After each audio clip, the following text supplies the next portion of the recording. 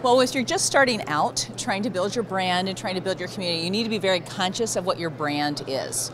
I know on Girlfriendology, I don't do anything that's religious or political because I want all women to feel comfortable there and feel welcome there. So you really do need to identify your brand so that when people come there, they see a consistent image of you and a consistent content and things like that. So you really need to establish that. You also just need to kind of jump into the whole social media world and know who your community is and where they are on social media. I surveyed my community and found out that they were on Facebook more than they were on Twitter, and at the time I was focused on Twitter because I liked it. So I changed my strategy because I knew my community and I started to recognize where they were at. So you have to kind of, it's the conversational thing of social media. You have to open up the conversation and listen to find out who your community is and then kind of meet them on their terms. I have a corporate marketing background, so that's kind of where I started out. And so building your brand, you have to be really conscious of it, and I don't think some bloggers are. I think sometimes we just get started because we're passionate about whatever the topic is and we start something.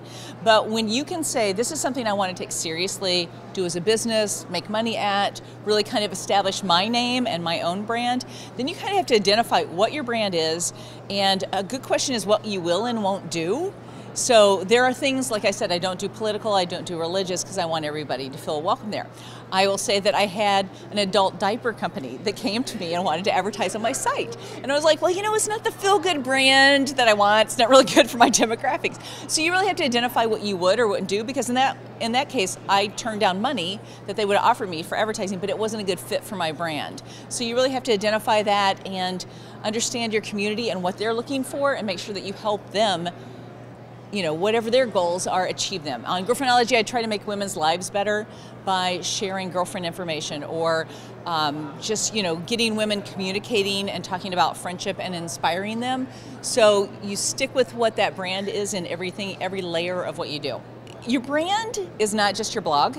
A lot of times it's your personal self and how you establish that. Now, my brand, Girlfriendology, is different than my brand, Debba Haupert.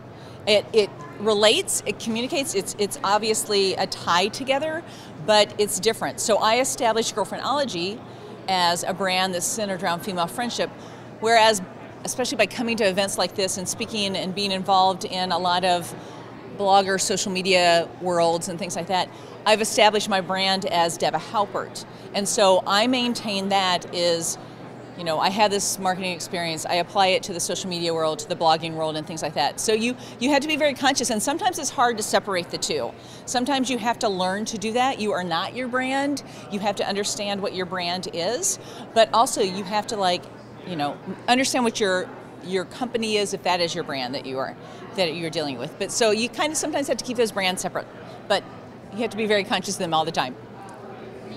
Online community managers really have a lot on their plate. I talked about today in my speaking here at BlogWorld that it's a turbulent situation from the very beginning because you have so many things you're trying to do, and social media is so all-inclusive of your time, and it can just be a time suck on everything. So you really have to be conscious of what your goals are and your objectives are, and then align your priorities and your time with that.